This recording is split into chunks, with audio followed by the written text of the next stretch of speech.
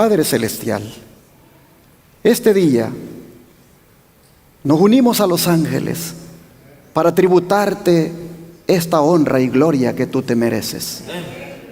Nos unimos a las huestes celestiales para homenajear tu nombre, porque este día es un día especial, donde te recordamos como nuestro Creador, como el que ha hecho todo lo que existe y el que es digno de ser adorado. Amén. Por eso en este momento hemos doblado las rodillas, reconociendo tu grandeza y admitiendo que nosotros, la verdad, delante de tu presencia, somos indignos y nos humillamos delante de ti. Pero Padre, lo que más rogamos ahora es que nuestro corazón sea humillado, para que de esa manera tú lo puedas ministrar, depositando la palabra que necesitamos para nuestra vida y enseñándonos tú el camino que debemos seguir. Nos encomendamos en tus manos y te suplicamos que en este servicio no te perdamos de vista, que nos mantengamos siempre con nuestros ojos puestos en ti, con nuestros pensamientos puestos en ti, que no divaguemos y así, Señor, ser edificados. Te lo pedimos en el nombre de Jesús. Amén. Amén. Este día, en el seminario profético, la revelación de Jesucristo, en su tema ya número 43, nosotros vamos a mirar que el diablo está deseoso de ser adorado. Pero nosotros adoramos al Cordero, ¿sí o no? Nosotros adoramos al Cordero. Pero este enemigo quiere y ha querido todo el tiempo robarle la adoración al Cordero. Por eso yo considero este tema como una advertencia de parte de Jesús para todos nosotros, para que no nos robe el enemigo esa adoración que merece solo el Señor. Y me gustaría que ustedes vean cómo Jesús nos va a presentar esto para que no seamos engañados. Yo quisiera que reflexionáramos en la pregunta que viene a continuación.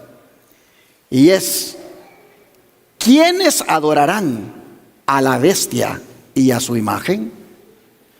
Porque resulta que el deseo de Satanás de ser adorado lo hace a través de dos entidades llamadas bestia e imagen de la bestia.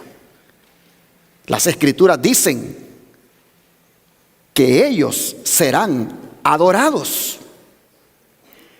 Pero ¿quiénes adorarán a estas entidades?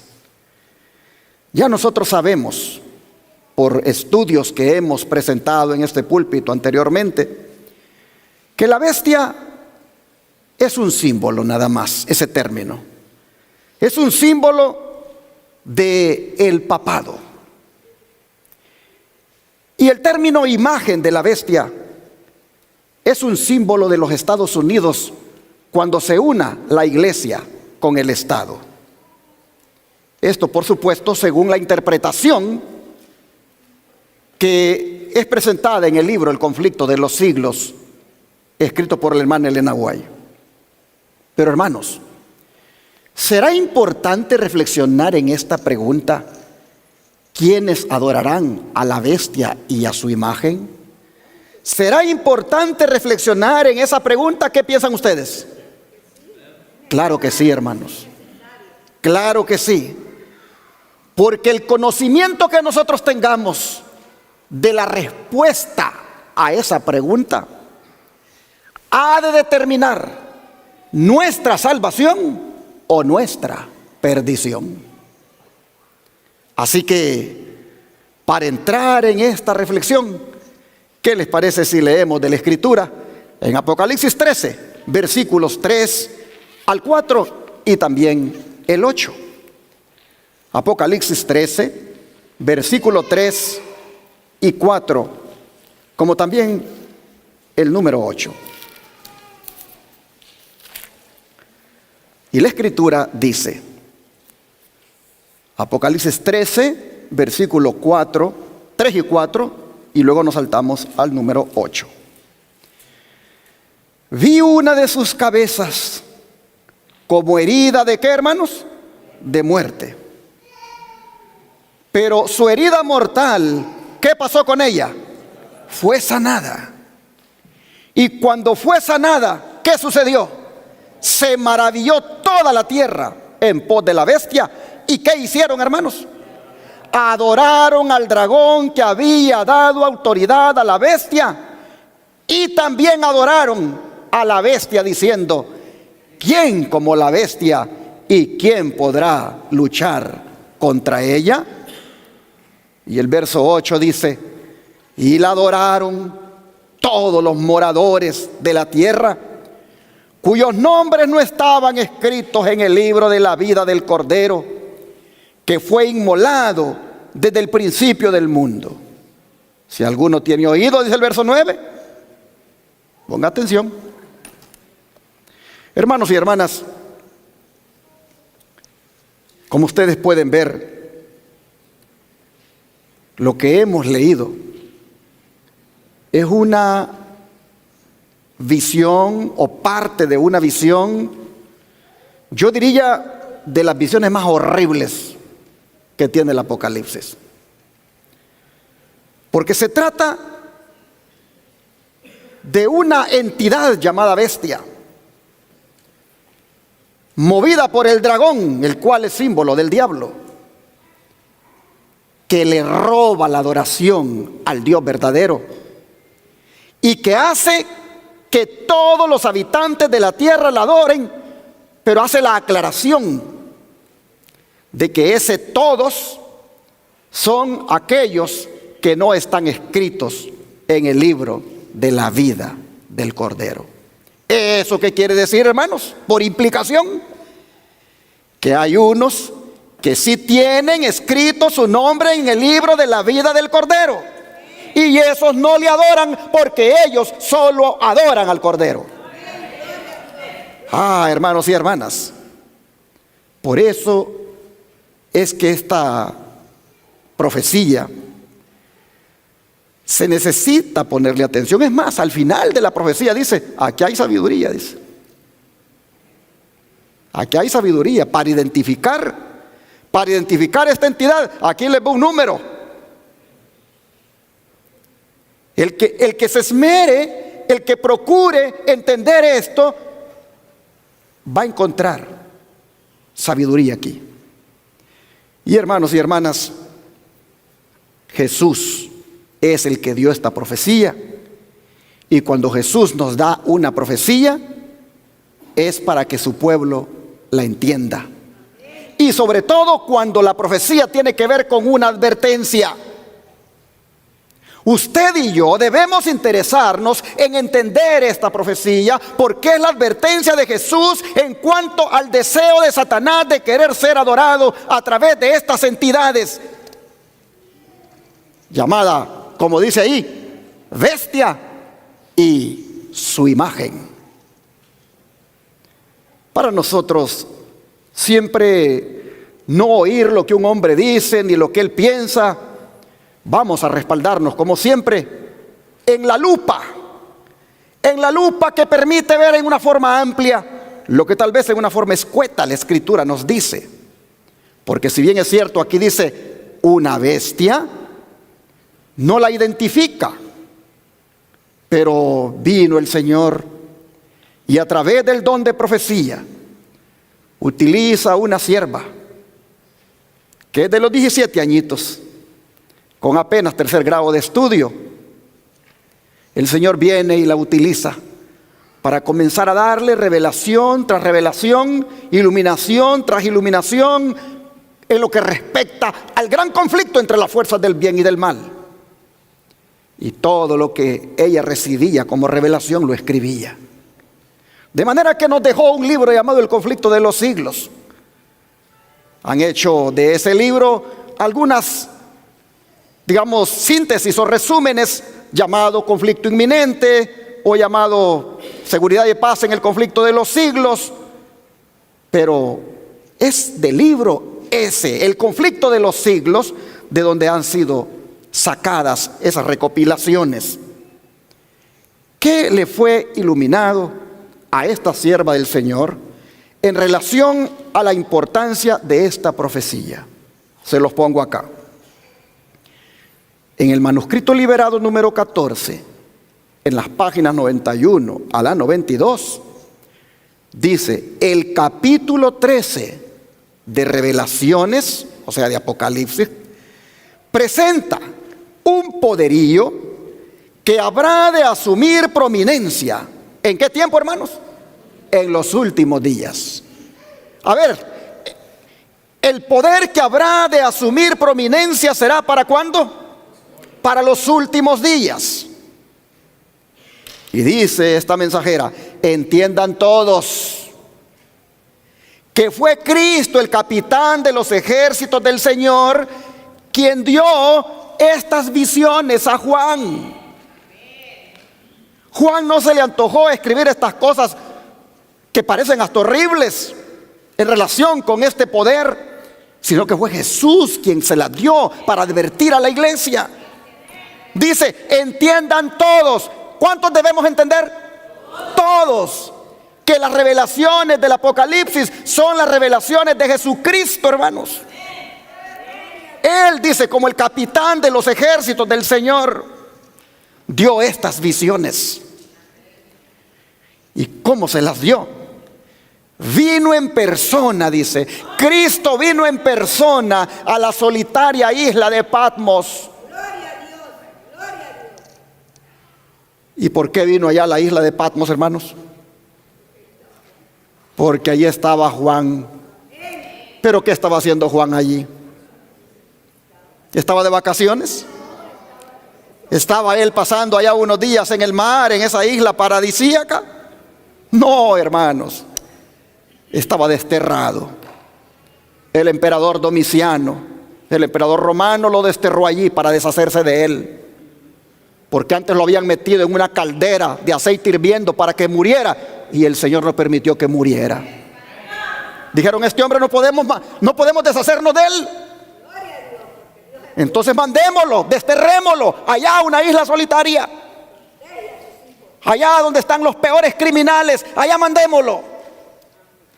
Y allá estaba Juan. Y un día del Señor, dice, el sábado, él contempló a Jesús. Y ese sábado, hermanos, ese sábado Jesús le dio todas estas revelaciones.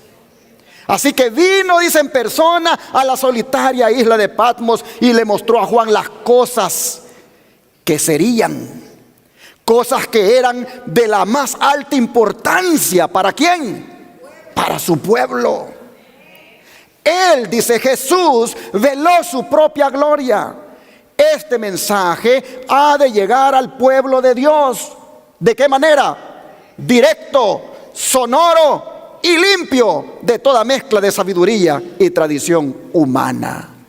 El mensaje, hermanos y hermanas, que tiene que ver con Apocalipsis, con las revelaciones de Jesucristo, debe ser llevado al pueblo de Dios, debe ser dado directo, sonoro y limpio de toda mezcla de sabiduría y tradición humana. Así que, hermanos y hermanas, lo que hemos leído en Apocalipsis 13 es sobre un poder que asume la prominencia en los últimos días. O sea, hermanos y hermanas, la bestia de Apocalipsis 13, la que sale del mar, no es un animal, sino un poder religioso que Jesús quiere que conozcamos su manera de proceder. El conflicto de los siglos le pone nombre, lo identifica y dice así, página 492, conflicto de los siglos: En el capítulo 13, dice versículos 1 al 10, se describe otra bestia parecida a un leopardo, a la cual el dragón dio su poder y su trono y grande autoridad. Este símbolo, como lo han creído la mayoría de los protestantes, representa ¿a quién, hermanos? Al papado, el cual heredó el poder y la autoridad del antiguo imperio romano. Se dice de la bestia parecida a un leopardo, que le fue dada una boca que hablaba grandes cosas y blasfemias, y abrió su boca para decir blasfemias contra Dios, para blasfemar su nombre y su tabernáculo, y también a los que habitan en el cielo. Y le fue permitido hacer guerra contra los santos y vencerlos, y le fue dada autoridad sobre toda tribu, pueblo, lengua y nación. Esta profecía, dice, es casi la misma que la descripción del cuerno pequeño en Daniel 7, y se refiere sin duda ¿a quién? Al papado. Pero estamos hablando, hermanos, de un poder mundial, pues dice que tiene autoridad sobre toda tribu, pueblo, lengua y nación. Es un poder mundial. El papado es un poder mundial, hermanos. Pero este personaje, nosotros hemos leído que insulta a Dios. Insulta a Dios con las blasfemias que habla. Y no solo lo insulta, sino que le roba la adoración a Dios. ¿Y de qué manera lo hace? ¿De qué manera insulta a Dios y de qué manera le roba la adoración a Dios? Pablo nos lo dice. Vamos a 2 Tesalonicenses. 2 Tesalonicenses capítulo 2 versículos 3 y 4. 2 Tesalonicenses capítulo 2 versículo 3 y 4.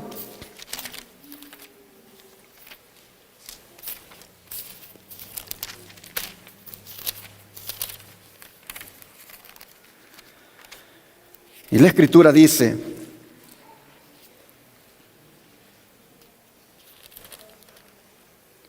nadie os engañe en ninguna manera, porque no vendrá sin que antes venga la apostasía y se manifieste el hombre de pecado, el hijo de perdición, el cual se opone y se levanta contra todo lo que se llama Dios o es objeto de culto, tanto que se siente en el templo de Dios como Dios, haciéndose pasar por Dios.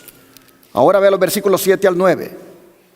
Porque ya está en acción el misterio de la iniquidad, solo que hay quien al presente lo detiene, hasta que él a su vez sea quitado de en medio. Y entonces se manifestará aquel inicuo, a quien el Señor matará con el espíritu de su boca y destruirá con el resplandor de su venida. Inicuo cuyo advenimiento es por obra de Satanás, con gran poder y señales y prodigios mentirosos. Hermanos, esta descripción de este misterio de iniquidad del cual Pablo habla, que se levanta contra todo lo que se llama Dios y que es objeto de culto, tanto que se siente en el templo de Dios como Dios, haciéndose pasar por Dios. Este misterio, hermanos, de iniquidad, este inicuo, como lo llama Pablo acá, no es otro, hermanos y hermanas, que el personaje a quien esté de turno en su tiempo, porque al fin y al cabo es una institución. Es una institución llamada el papado. Y quien esté a la cabeza de esa institución, hermanos y hermanas, está prácticamente descrito aquí su proceder en esta escritura que hemos leído de 2 Tesalonicenses 2, 3 al 4 y 7 al 9. ¿Por qué decimos que es Él? ¿Por qué decimos que es el papado el que se levanta contra Dios y que se hace pasar por Dios? ¿Por qué decimos eso? Hermanos y hermanas, por las pretensiones que él ha asumido tener en el campo religioso. Le voy a poner unas declaraciones aquí de lo que esta institución llamada el papado pretende tener en el campo religioso, y cómo se miren esas pretensiones que sustituye a Dios, usurpa a Dios y ocupa el lugar de Dios. Mire esta, por ejemplo. En la encíclica acerca de los deberes principales del cristiano como ciudadano del 10 de enero de 1890, el Papa León XIII dijo lo siguiente: el principal maestro de la Iglesia es el pontífice romano. Para llegar a la uniformidad de pensamiento, es necesario subyugarse completamente a la voluntad del pontífice romano y de la Iglesia y obedecerle como si fuese Dios mismo. Así decía este Papa León XIII, que hay que sometérsele y obedecerle como que se obedece a Dios mismo.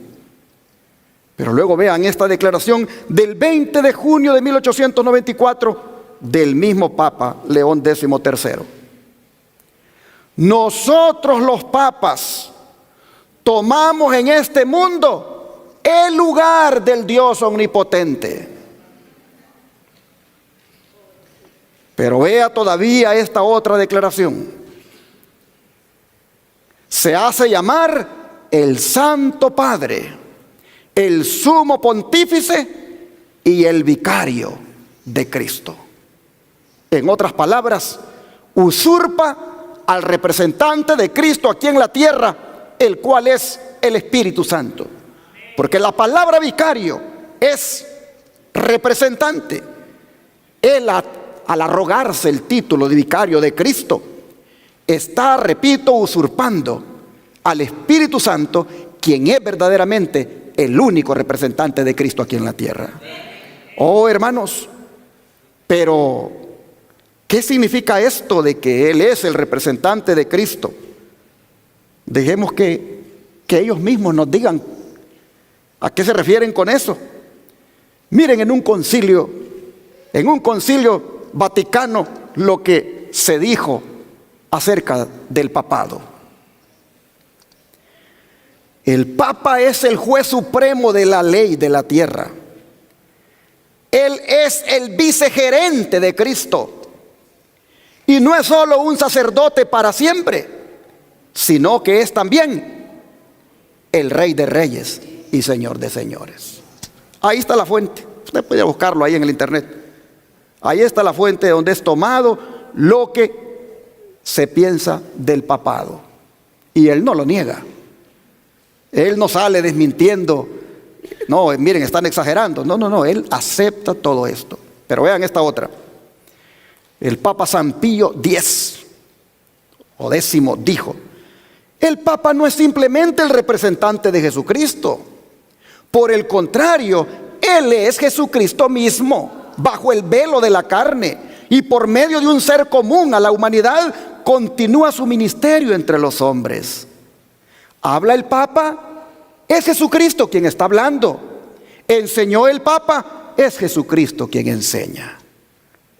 Así, hermanos y hermanas, decía el Papa San Pío X en el año de 1895, prácticamente haciéndose pasar por Cristo. Por eso es que se le llama el anticristo, porque todas sus prerrogativas, todas sus pretensiones son prácticamente contrarias a Cristo.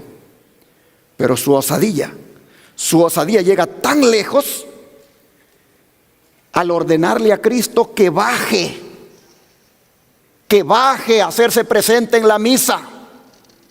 Pues vean lo que dijo el sacerdote David Pelan acerca de lo que sucede cuando se hace la misa.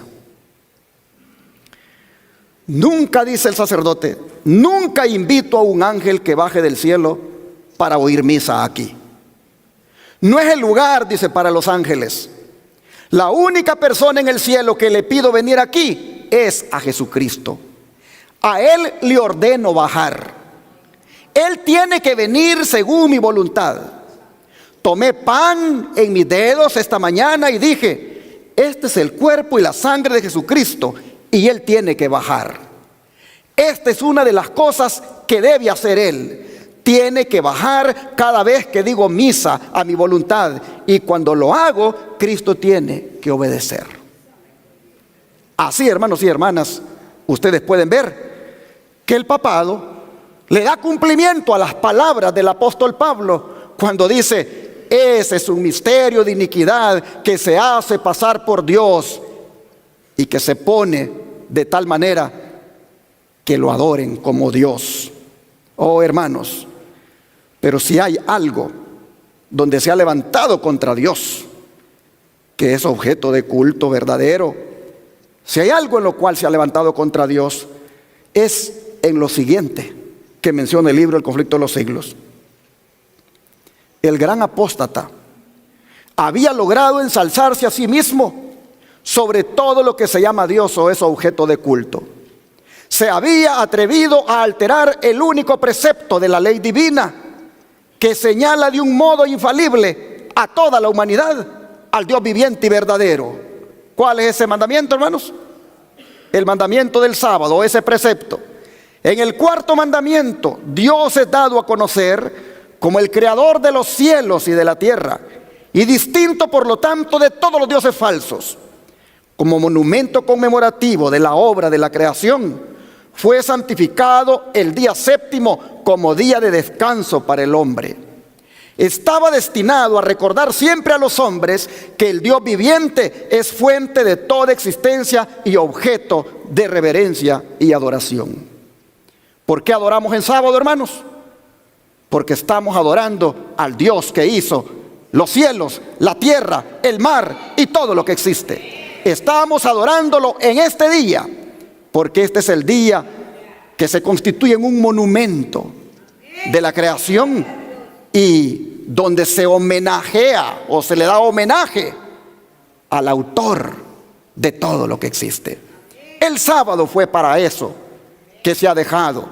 Y Satanás, dice, se esfuerza por disuadir a los hombres de que se sometan a Dios y obedezcan a su ley, y por lo tanto dirige sus golpes especialmente contra el mandamiento que presenta a Dios como al Creador, es decir, el mandamiento del sábado. Los protestantes hoy alegan que la resurrección de Cristo en el domingo convirtió a dicho día en el día del Señor. Pero las Santas Escrituras en nada confirman este modo de ver. Ni Cristo ni sus apóstoles confirieron semejante honor a ese día, es decir, al domingo. La observancia del domingo como institución cristiana tuvo su origen en aquel misterio de iniquidad que hemos leído aquí en 2 Tesalonicenses 2:7. Ese misterio de iniquidad que ya había iniciado su obra, dice, en los días de Pablo, solo que estaba haciéndolo de una manera secreta, porque había algo que le impedía que completamente saliera a luz. Pero pregunta, ¿dónde y cuándo adoptó el Señor a este hijo del papado? Es decir, el domingo, para que se diga que es su día. ¿Qué razón válida puede darse en favor de un cambio que las Escrituras no sancionan? Pero el hombre de pecado ha intentado cambiar el cuarto mandamiento y ha introducido un día de reposo espurio, es decir, falso, para así mostrar, dice, su grandeza y el poder para exaltarse a sí mismo sobre todo lo que se llama Dios o es objeto de culto. Es decir, este poder le roba a Dios su día en el cual se le debe de adorar y le dice al mundo, este es el día, el domingo. Y de esa manera, hermanos y hermanas, como dice acá, Él se exalta a sí mismo sobre lo que se llama Dios y que es objeto de culto. al introducir ese falso día de reposo. Está llegando el momento, dice, de decidir entre el día de reposo que el hombre de pecado ha introducido y el día de reposo del Señor Dios, el séptimo día. San Pablo dice claramente que el hombre de pecado subsistirá hasta el segundo advenimiento y proseguirá su obra de engaño hasta el mismo fin del tiempo. Así se ha leído de conflicto inminente, de sermones escogidos y del conflicto de los siglos, estas declaraciones que claramente nos dicen que es en la sustitución del verdadero día de reposo, el sábado, por el falso, es decir, el domingo, que hay también allí una evidencia de cómo este poder se pone en lugar de Dios y se hace pasar por Dios al prácticamente robarle inclusive a Dios su día de adoración por introducir uno falso. Oh, pero si ustedes se fijan, dice que este poder va a proseguir su obra de engaño ¿hasta cuánto tiempo? Hasta el mismo fin del tiempo. Pero ¿a quiénes va a engañar este poder? ¿A quiénes va a engañar? Leamos los versículos 10 al 12 de aquí mismo de 2 Tesalonicenses 2. Dice: y con todo engaño de iniquidad para los que se pierden, por cuanto no recibieron el amor de la verdad para ser salvos.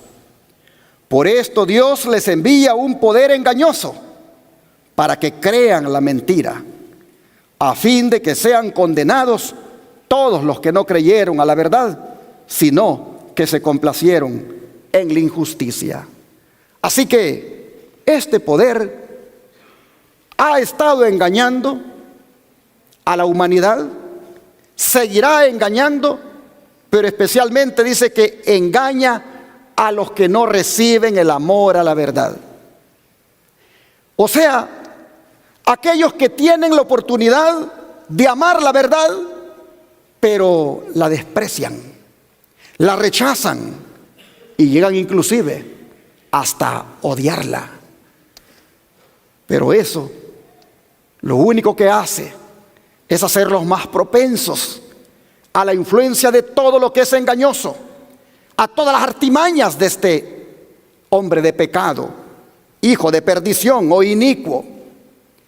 Pero interesante, dice el verso 11, que Dios les envía un poder engañoso para que crean la mentira. Y esto debe entenderse en el sentido de que Dios hace lo que no impide. A menudo las Escrituras hacen ver a Dios como el que hace lo que no impide. Como estas personas, dice acá, prefieren la mentira antes que la verdad, por esa razón Dios no evita que sean engañados y los abandona para que sigan lo que han elegido. Elección que viene a resultar, dice, en condenación para ellos.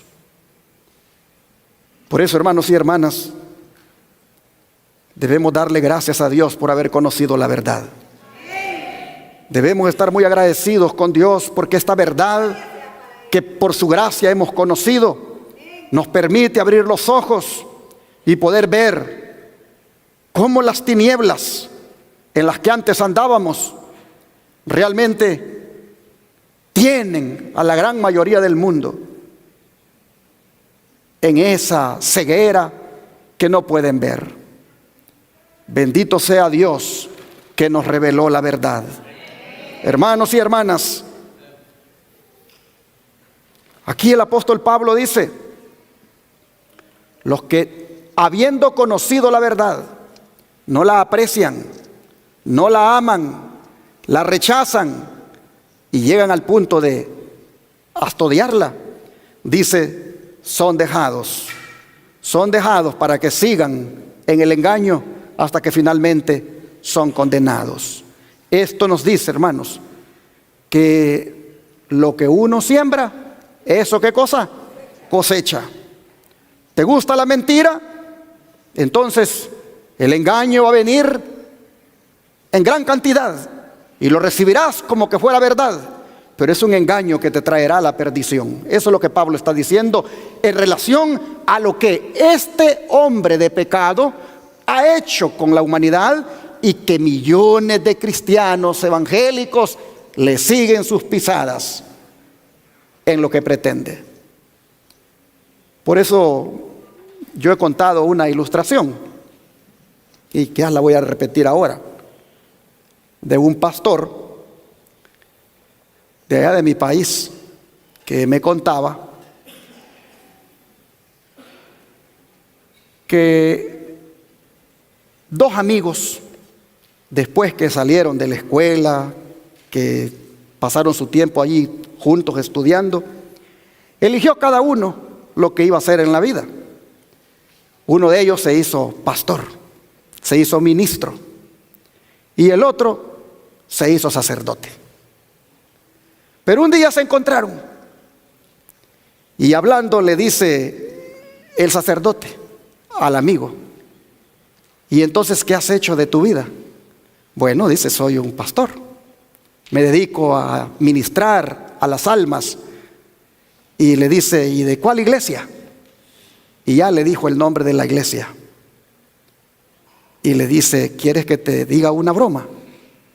A ver, le dice, que a ti, le dice, y a todos los pastores evangélicos, nosotros los sacerdotes los tenemos debajo de la planta de nuestros pies.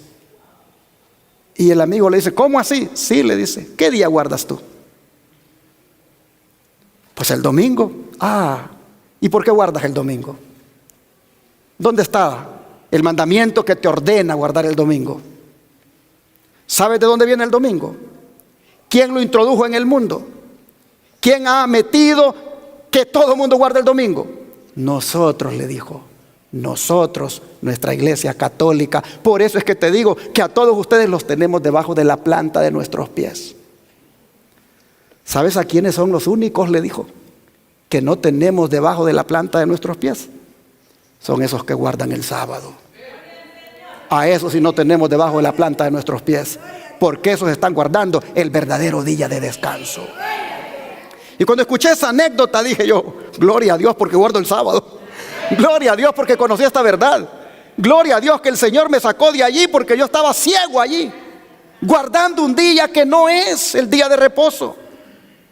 El Señor en su misericordia, cuando tenía 17 años de edad, el Señor me alcanzó con este mensaje. Y siendo un catequista de la Iglesia Católica, preparando niños para la primera comunión, allí el Señor me alcanza y me abre los ojos. Y a los 17 años yo empiezo a ver, ¿cómo? ¿Qué? Aquí dice sábado. Y entonces, ¿por qué yo voy a la iglesia el domingo? ¿Y por qué como catequista estoy preparando a estos niños para la primera comunión? Y comencé a hacerme preguntas. Y yo dije, debo de seguir investigando. Así que muy jovencito, a los 17, hermanos y hermanas, yo me bauticé. Y desde entonces, por la gracia de Dios, el Señor me ha ido revelando más luz y más luz. Y le doy gloria a Dios por la verdad. Usted ha sido bendecido, hermano, hermana, al haber conocido la verdad. Gloria a Dios. Mire, a los que les gusta el engaño y a los que cuando escuchan estas cosas lo que hacen es como mejor cerrarse los oídos y tapárselos y no querer oír y más bien ver cómo se ofenden. Tengan cuidado porque dice Pablo, ustedes que no tienen amor por la verdad, lo que les va a venir es un espíritu más grande de engaño al punto que los va a llevar a condenarse, les dice Pablo. Yo no sé cómo es que estos textos no se leen claramente, hermanos, en los púlpitos. Ahí andan, allí, apapachándolos con el amor, apapachándolos con esos temitas que les encanta, que los hace sentir bien, pero no les dicen la verdad. Y por eso hay un gran engaño. Bebiendo leche cuando lo que deberían de comer es ya tortilla dura, hermanos. Comida sólida, de esta que dice Pablo aquí. Hay un poder, dice Pablo, que está en secreto, en los días de él, en los días de él. Hay un poder que está en secreto, dice. Que hay alguien ahí que lo detiene y no lo deja salir, pero cuando sea quitado ese que está en medio va a salir, dice. Y esto es lo que va a hacer.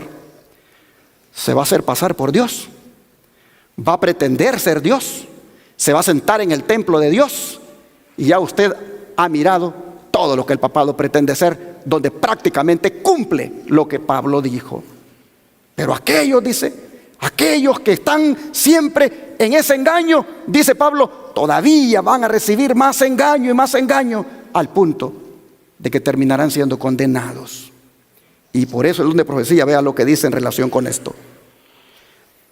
Los hombres, dice, no pueden rechazar impunemente las advertencias que Dios les envía en su misericordia. Un mensaje fue enviado del cielo al mundo en los días de Noé, y la salvación de los hombres dependía de la manera en que consideraran ese mensaje.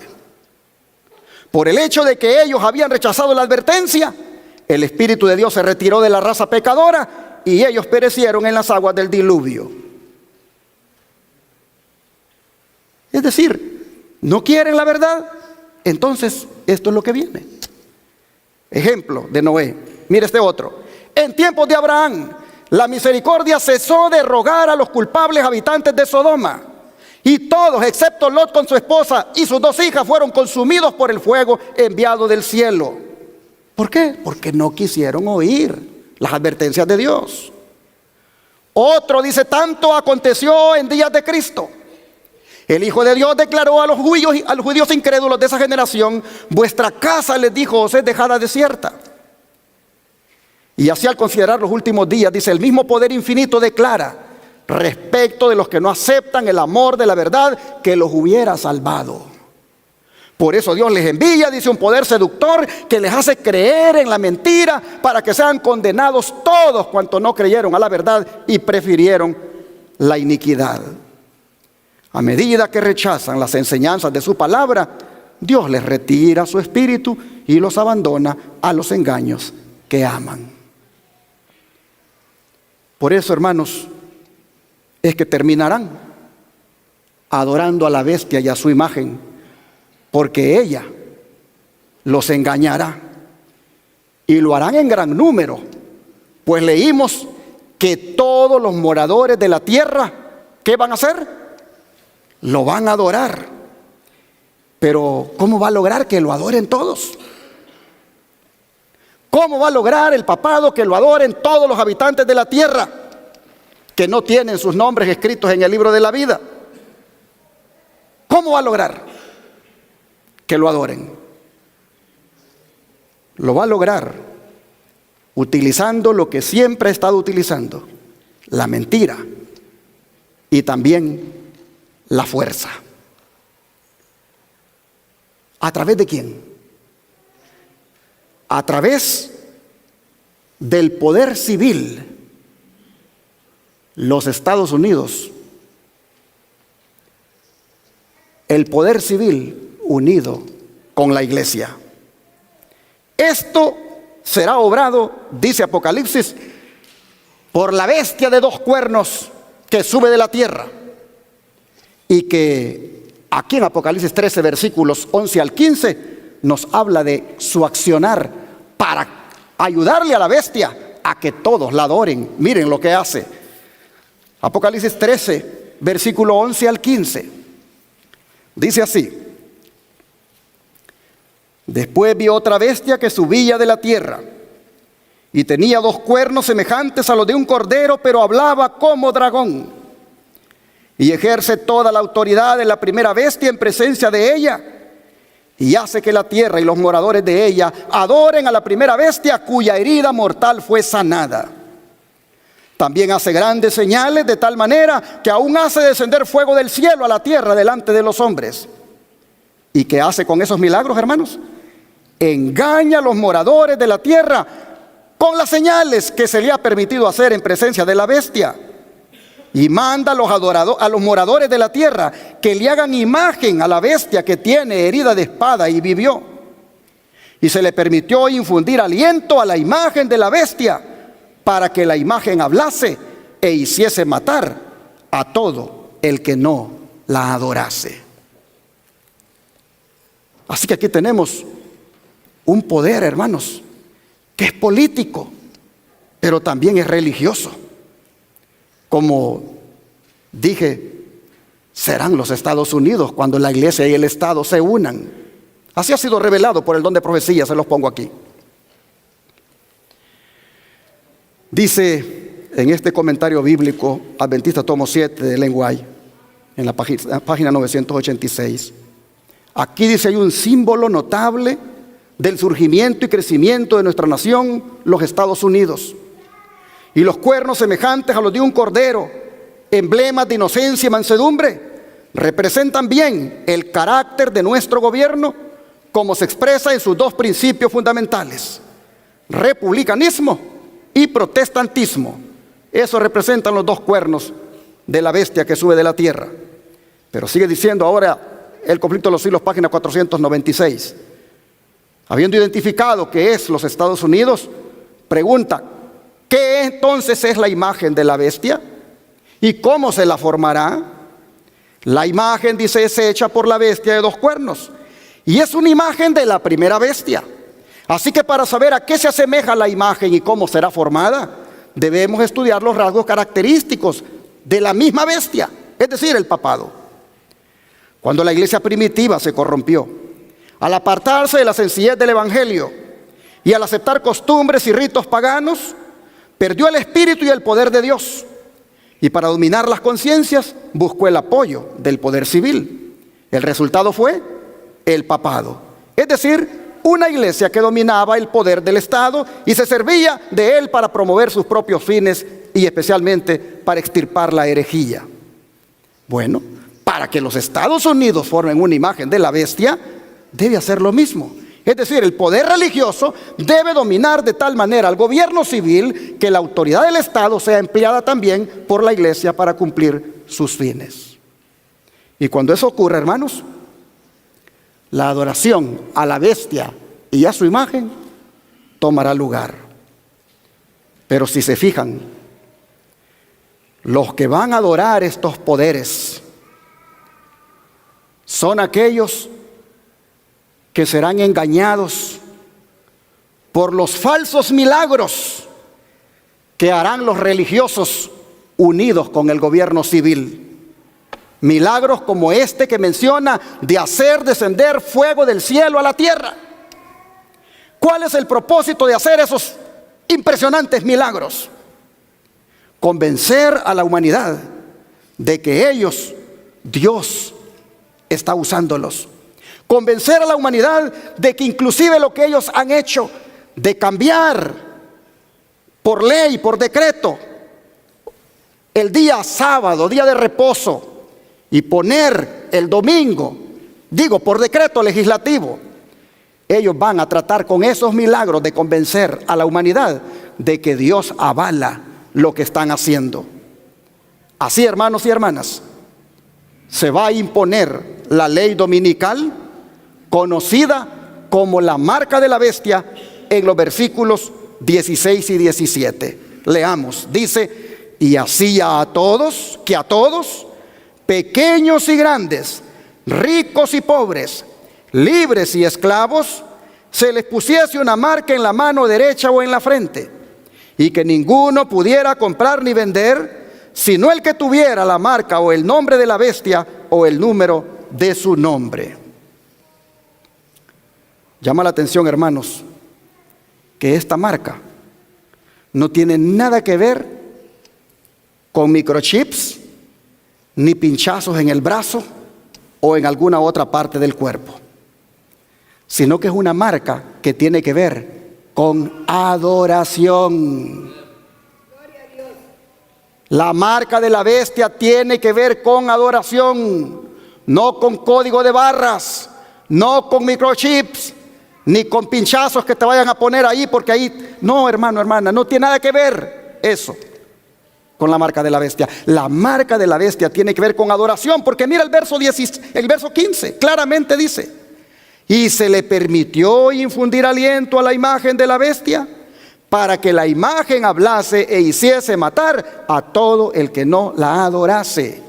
Y hacía que todos, noten ustedes, y hacía que todos, conectado con la adoración, y hacía que a todos, grandes y pequeños, se les pusiera esa marca de la bestia, con la cual Él identifica a los suyos, con la cual Él dice: estos me pertenecen. Y estos, por lo tanto, demuestran que le pertenecen porque lo adoran, dándole homenaje en el día falso que Él ha constituido como su marca de autoridad. Esta marca, hermanos y hermanas, tiene que ver con adoración.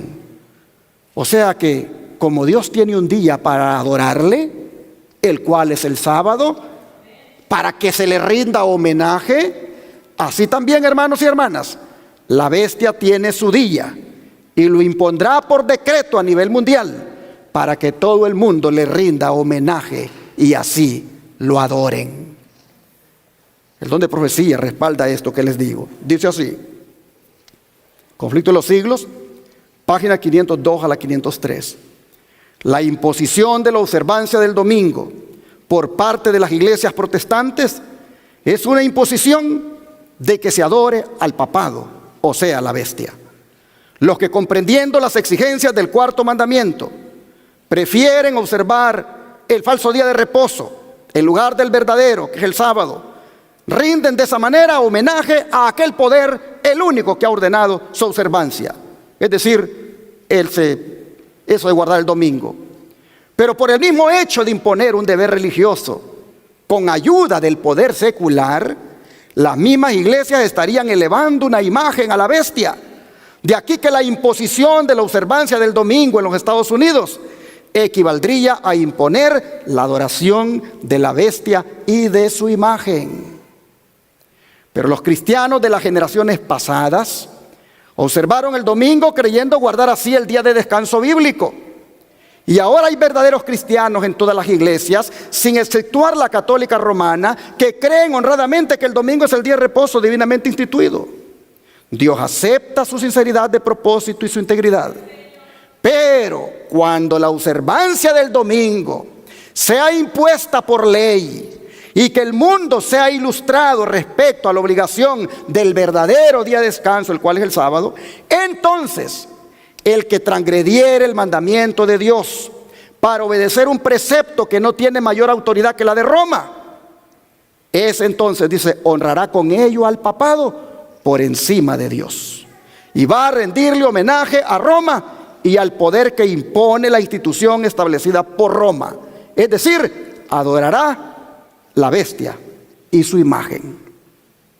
Cuando los hombres, dice, rechacen entonces la institución que Dios declaró ser el signo de su autoridad y honren en su lugar lo que Roma escogió como signo de su supremacía, ellos aceptarán de hecho allí el signo de la sumisión a Roma, la marca de la bestia.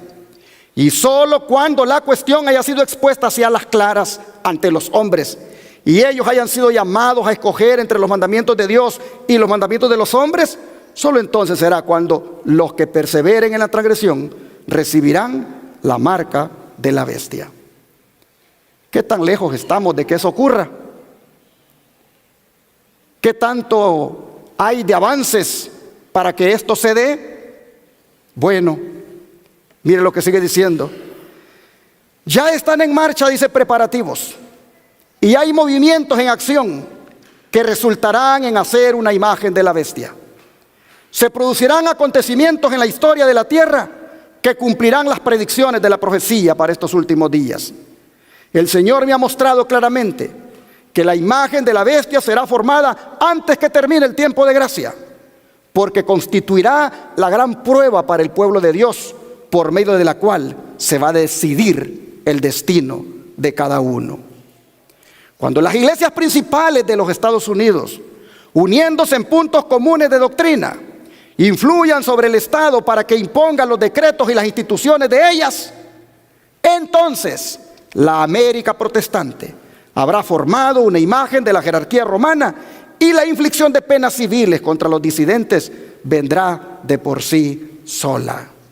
La iglesia romana emplea toda clase de estratagemas para extender su influencia y aumentar su poder, mientras se prepara para una lucha violenta y resuelta a fin de recuperar el gobierno del mundo, restablecer las persecuciones y deshacer todo lo que el protestantismo ha hecho.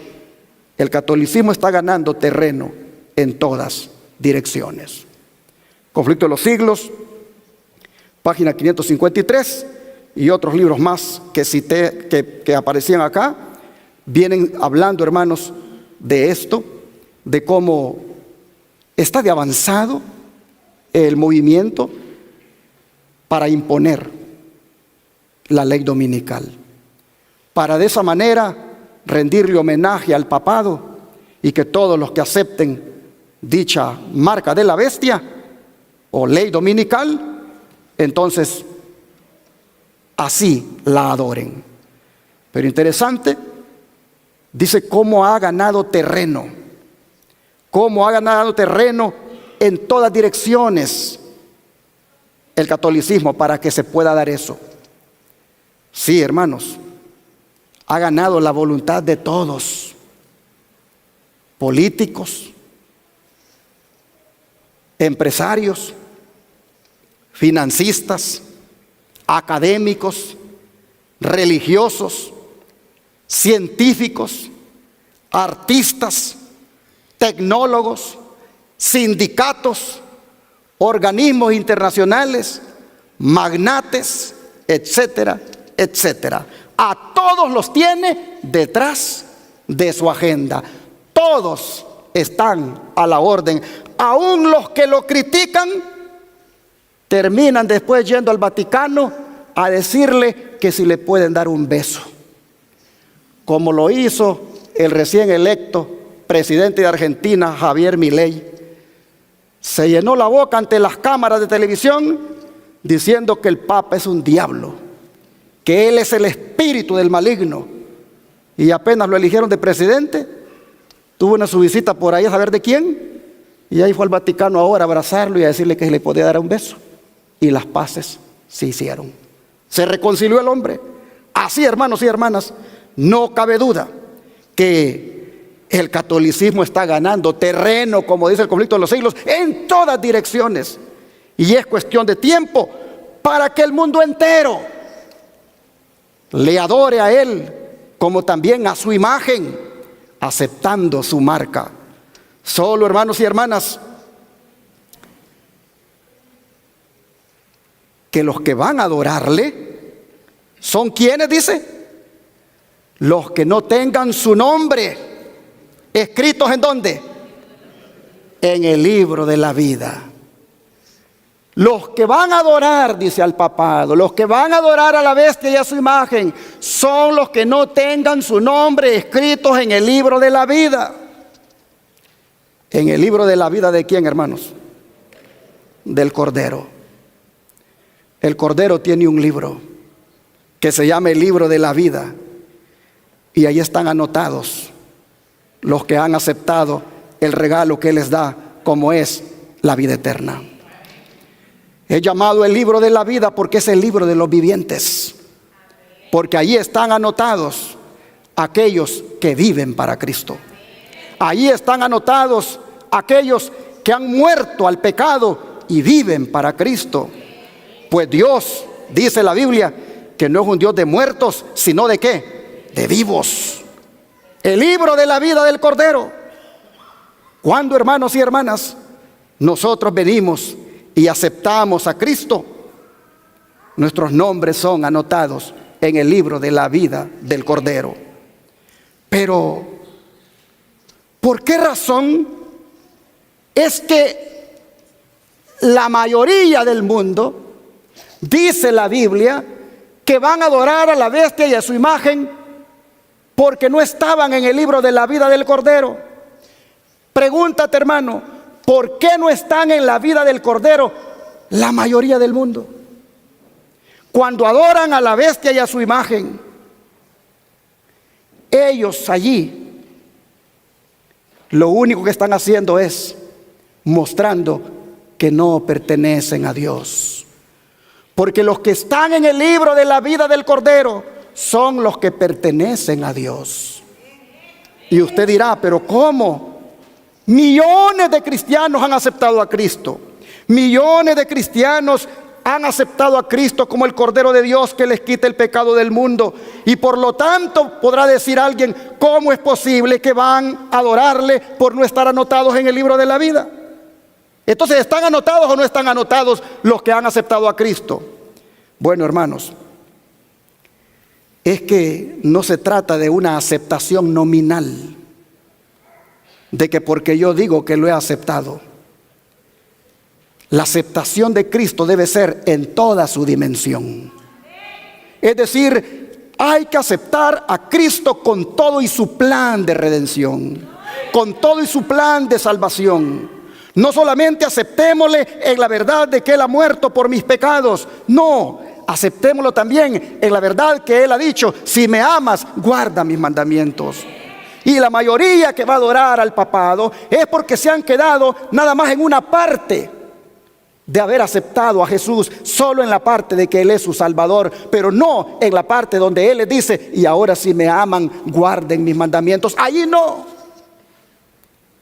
De manera que adorarán a la bestia y a su imagen, porque una persona así no puede estar anotada en el libro de la vida del Cordero. Oh, hermanos, pero qué triste será. Qué triste será para los que adoren a la bestia y a su imagen por no estar anotados en el libro de la vida del Cordero. ¿Cuál va a ser la suerte de ellos, hermanos? ¿Cuál va a ser la suerte de ellos? Vamos a leerlo, Apocalipsis 14, versículos 9 al 11. Dice: otro ángel, el tercer ángel, lo siguió diciendo a gran voz: si alguno adora a la bestia y a su imagen y recibe la marca en su frente o en su mano, él también beberá del vino de la ira de Dios, que ha sido vaciado puro en el cáliz de su ira, y será atormentado con fuego y azufre delante de los santos ángeles y del Cordero. Y el humo de su tormento sube por los siglos de los siglos, y no tienen reposo de día ni de noche los que adoran a la bestia y a su imagen, ni nadie que reciba la marca de su nombre. ¿Cuál será la suerte, hermanos, de los que adoren a la bestia y a su imagen?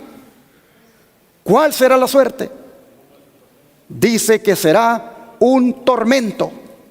Dice que será prácticamente algo, hermanos, desastroso en su vida. Estos beberán de la copa de la ira de Dios, hermanos. ¡Qué advertencia más solemne! A los que se plieguen a la bestia y a su imagen les va a tocar beber de la copa de la ira de Dios. ¿Cuándo? ¿Cuándo, hermanos? Capítulo 16 ahora, versículo 1 y 2. ¿Cuándo va a ser eso? Oí una gran voz que decía desde el templo a los 7 ángeles: id y derramad sobre la tierra las 7 copas de la ira de Dios. Fue el primero y derramó su copa sobre la tierra, y vino una úlcera maligna y pestilente sobre los hombres que tenían la marca de la bestia y que adoraban su imagen.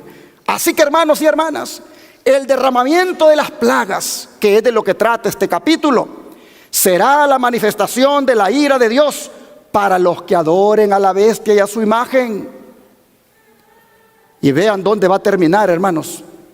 Vean dónde va a terminar la bestia, la imagen y los que le adoren por no tener su nombre registrado en el libro de la vida. Vean dónde van a terminar. Capítulo 19, de aquí de Apocalipsis, capítulo 19 y versículo 20. Dice: y la bestia fue apresada, y con ella el falso profeta.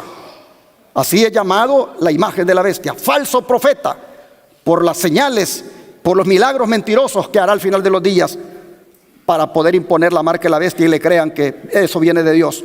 Pues dice: la bestia fue apresada, y con ella el falso profeta, que había hecho delante de ella las señales con las cuales había engañado a los que recibieron la marca de la bestia y habían adorado su imagen. Estos dos, ¿quiénes? La bestia y su imagen, fueron lanzados vivos dentro de un lago de fuego que arde con azufre. ¿Y todos sus adoradores? ¿Qué pasó con ellos? Capítulo 20, versículo 15. Vean también lo que va a pasar con ellos. capítulo 20, versículo 15. Y el que no se halló inscrito en el libro de la vida, ¿qué pasó con él?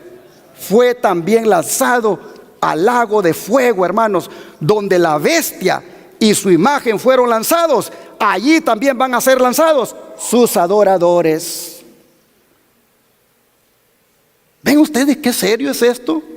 ¿Por qué van a ser lanzados allí? Porque no tenían su nombre en el libro de la vida del Cordero. Porque no pertenecían a Dios, sino que mostraron pertenecer a la bestia al asumir su marca con la cual la bestia reconoce a los suyos. Qué lamentable, hermanos, será el final de los que no tengan sus nombres en el libro de la vida. Por eso, les reitero la invitación que hice en el estudio pasado. Es decir, hermanos, mantengamos nuestro nombre en el libro de la vida. Mantengamos nuestro nombre en ese libro, siendo fieles al Señor, para que nunca se borre de allí. Hay una promesa de que no se borrará el nombre de aquel que sea fiel. Vamos a Apocalipsis 3. Apocalipsis 3, versículo 5. Apocalipsis 3, versículo 5. Dice: y el que venciere será vestido de vestiduras blancas, y no borraré su nombre del libro de la vida, y confesaré su nombre delante de mi Dios y delante de sus ángeles. La promesa, hermanos, la promesa es que al que venza, al que logre la victoria, dice el Señor, no le voy a borrar su nombre del libro de la vida. Allí está implicado de que si no logra la victoria, sí, tristemente, será borrado su nombre. Es por eso, hermanos y hermanas, que les animo a que todos aquí nos volvamos vencedores. Vencedores de nuestro yo, primeramente. Vencedores del pecado y vencedores en la prueba que nos ha de imponer la bestia y su imagen. Pues a los vencedores, a los que venzan en la prueba que la bestia y su imagen impongan, el Señor dice, no les borraré su nombre. Y mire dónde van a terminar ellos. Vamos a Apocalipsis 15, versículo 2 al 4. Apocalipsis 15, versículo 2 al 4. Dice: vi también como un mar de vidrio mezclado con fuego, y a los que habían alcanzado la victoria, ¿sobre quiénes? Sobre la bestia y su imagen, su marca y el número de su nombre. Los vi, dice, en pie sobre el mar de vidrio. ¿Con qué cosa, hermanos? Con las arpas de Dios, cantando el cántico de Moisés, siervo de Dios, y el cántico del Cordero, diciendo: grandes y maravillosas son tus obras, Señor Dios Todopoderoso. Justos y verdaderos son tus caminos, Rey de los santos. ¿Quién no te temerá, oh Señor, y glorificará tu nombre? Pues solo tú eres santo, por lo cual todas las naciones vendrán y te adorarán, porque tus juicios se han manifestado. Así, hermanos y hermanas, nosotros miramos que los vencedores sobre la bestia y su imagen terminarán en el mar de vidrio, con arpas dadas por Dios, alabando el nombre de nuestro Dios. Pero si esto fuera poco, mire lo que es revelado en Apocalipsis 20. Apocalipsis 20, verso 4. Dice: y vi tronos, y se sentaron sobre ellos los que recibieron facultad de juzgar. Y vi las almas de los decapitados por causa del testimonio de Jesús y por la palabra de Dios, los que no habían adorado a la bestia ni a su imagen, y que no recibieron la marca en su frente ni en sus manos, y vivieron y reinaron con Cristo. ¿Cuánto tiempo? 1000 años. ¿Ves tú, hermano, hermana, que aunque el mensaje pareciera como, ay, este pastor hablando de lo mismo, yo ya estoy cansado de hablar de eso? ¿Ves que tiene un propósito? Es para que entiendas por dónde ve el asunto. ¿Qué te quiere quitar la bestia? ¿Qué te quiere quitar la imagen de la bestia? El privilegio de que un día vivas con Cristo 1000 años. Los que van a vivir con Cristo 1000 años son los que lograron la victoria sobre la bestia y la imagen de la bestia al no adorarla, al no recibir su marca. Oh, hermanos, ¿y en dónde vivirán por 1000 años? Apocalipsis 21. Apocalipsis 21, versículos 9 al 11. Vino entonces a mí uno de los 7 ángeles que tenían las 7 copas llenas de las 7 plagas postreras, y habló conmigo y me dijo: ven acá, yo te voy a mostrar la desposada, la esposa del Cordero. Y me llevó en el espíritu a un monte grande y alto, y me mostró la gran ciudad santa de Jerusalén, que descendía del cielo de Dios, teniendo la gloria de Dios, y su fulgor era semejante al de una piedra preciosísima, como piedra de jaspe, diáfana como cristal. Ahora vean los versículos 25 al 27. Sus puertas nunca serán cerradas de día, pues allí no habrá noche, y llevarán la gloria y la honra de las naciones a ella.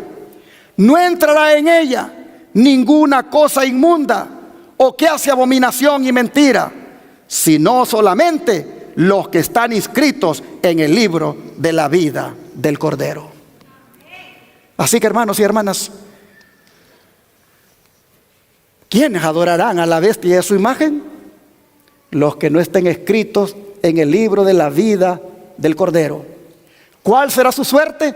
Junto con la bestia y su imagen, caerán en el lago de fuego. En cambio, los que tienen el privilegio de tener sus nombres en el libro de la vida, estos morarán en el cielo por 1000 años con Cristo. Ellos entrarán en la santa ciudad porque conservaron su nombre en el libro de la vida. Así que, hermanos, mantengamos nuestro nombre en el libro de la vida. Seamos fieles a Jesús. Seamos fieles en guardar el sábado y los otros 9 mandamientos. Y nunca vayamos a adorar, hermanos, nunca vayamos a adorar a la bestia y a su imagen. Antes bien, atendamos las palabras que están en Segundo de Reyes, capítulo 17, versículo 36. Segundo de Reyes, capítulo 17, versículo 36. La Escritura dice de la siguiente manera, Segundo de Reyes 17, verso 36.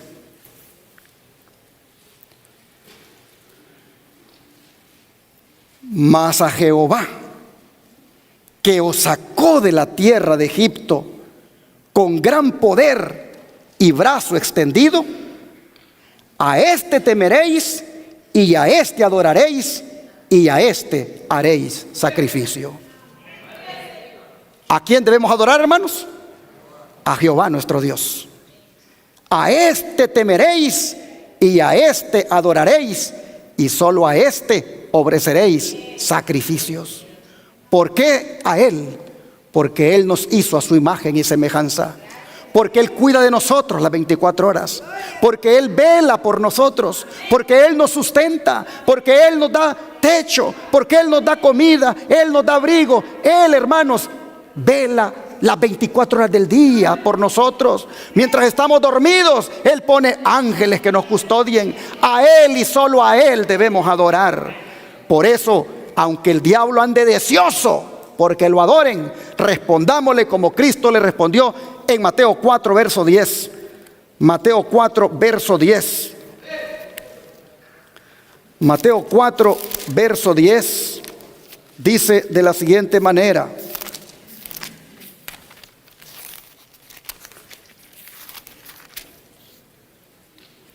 entonces Jesús le dijo: vete, Satanás, porque escrito está: al Señor tu Dios adorarás y a Él solo servirás. Allí llegó pidiéndole que lo adorara. Versículo 9 dice que le dijo: todo esto te daré, le dijo, si postrado me adorares. Él anda deseoso de adoración desde cuando estaba allá en el cielo. Desde cuando estaba allá en el cielo anda con un deseo de que lo adoren. Y en los últimos días arrecia su estrategia con las entidades que Apocalipsis ha mencionado, como son la bestia y la imagen de la bestia. Él va buscando que la mayoría del mundo le adore. Pero hermanos y hermanas, hay que responderle como Jesús: vete de mí, Satanás. Vete de mí, Satanás, porque escrito está: al Señor tu Dios adorarás y a Él solo servirás. Pero póngale atención. ¿Cuándo fue que vino a pedirle que lo adorara? Cuando él estaba más cerca de Dios, cuando él estaba ayunando, cuando él tenía 40 días de no comer. Entonces llega y le dice: todo esto te daré si postrado me adorares. Oh, hermanos y hermanas, a nosotros también, cuando imponga la marca de la bestia, nos va a poner en una crisis donde no podremos, ¿qué cosa? Comprar ni vender. Pero entonces va a venir él allí y va a decir: bueno, todo esto que está en el supermercado te lo doy. Todo lo que se vende aquí lo puedes comprar, solamente que postrado me adores. Es decir, que recibas la marca de la bestia. Hermanos, en momentos de crisis es cuando Él viene a buscar, a pedir la adoración. Pero cuando la crisis apriete, hermanos, cuando la crisis nos llegue y tenga que ver con la fidelidad a Dios o al papado, entonces respondamos como Jesús: vete de mí, Satanás, porque escrito está: al Señor tu Dios adorarás y a Él solo servirás. Y cuando hayamos dicho eso, ¿qué va a pasar, hermanos? Mire lo que hicieron con Jesús. Dice entonces, versículo 11, que el diablo entonces le dejó. ¿Y quiénes vinieron? Vinieron los ángeles y le servían. Cuando usted y yo hagamos la misma decisión de Cristo ante las pretensiones satánicas de que lo adoremos, cuando usted y yo hagamos la misma decisión de Cristo, aunque la situación esté difícil, sepa que Dios va a mandar ángeles para que nos sirvan. Dios va a mandar ángeles para darnos de comer. ¿Quién le llevó de comer a Elías cuando estaba en la cueva? Un cuervo. Dios va a usar, hermanos, lo que sea para darnos de comer. Él ha dicho: tu pan y tu agua, ¿qué cosa? Estarán seguros. Ángeles vinieron y le sirvieron. ¿Cuándo vinieron los ángeles a servirle? Cuando Él dijo: vete, Satanás, al Señor tu Dios adorarás y a Él solo servirás. Entonces los ángeles vinieron. Y en aquella crisis, cuando el hambre ya estaba fuerte, vinieron y le sirvieron. Hermanos y hermanas, esto nos enseña que Dios siempre va a enviar a sus ángeles para auxiliar a sus hijos. Dios siempre va a enviar a sus ángeles para auxiliar a los que están escritos en el libro de la vida. Aquellos que eligen mantenerse en el libro de la vida antes que adorar a la bestia y a su imagen, a estos Dios les enviará sus ángeles para que les sirvan, así como fueron enviados para servirle a Jesús. ¿Cuántos lo creen, hermanos? Así es. Y todo aquel que lo crea va a ver las maravillas de Dios. Que Dios nos bendiga y seamos fieles a Jesús hasta el fin.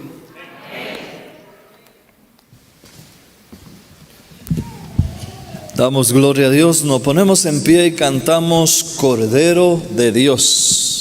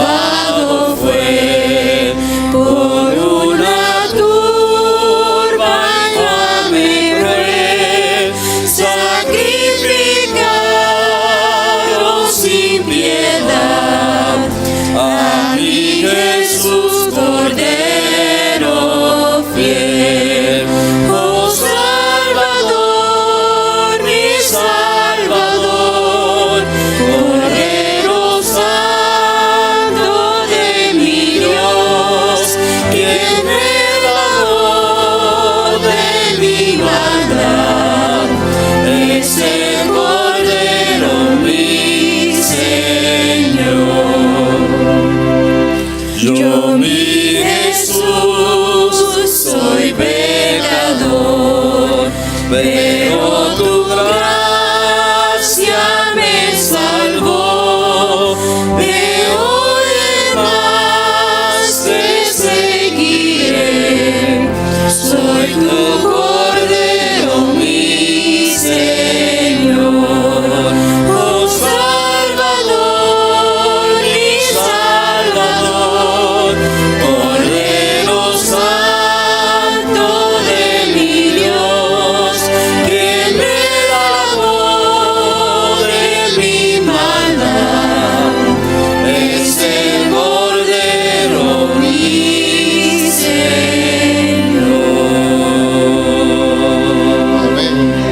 Amén. Gloria a Dios. Amén. Nuestro Cordero es el Señor. Él murió por nuestros pecados. Él llevó sobre Él todas nuestras iniquidades. Nos hizo libres de la esclavitud del pecado. Y no quiere que volvamos otra vez a ser esclavos cuando la bestia y su imagen esclavicen al mundo.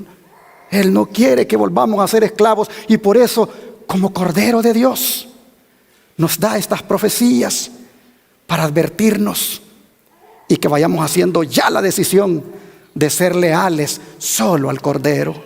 Así que vamos a orar para pedirle al Cordero de Dios que nos acompañe de aquí en adelante.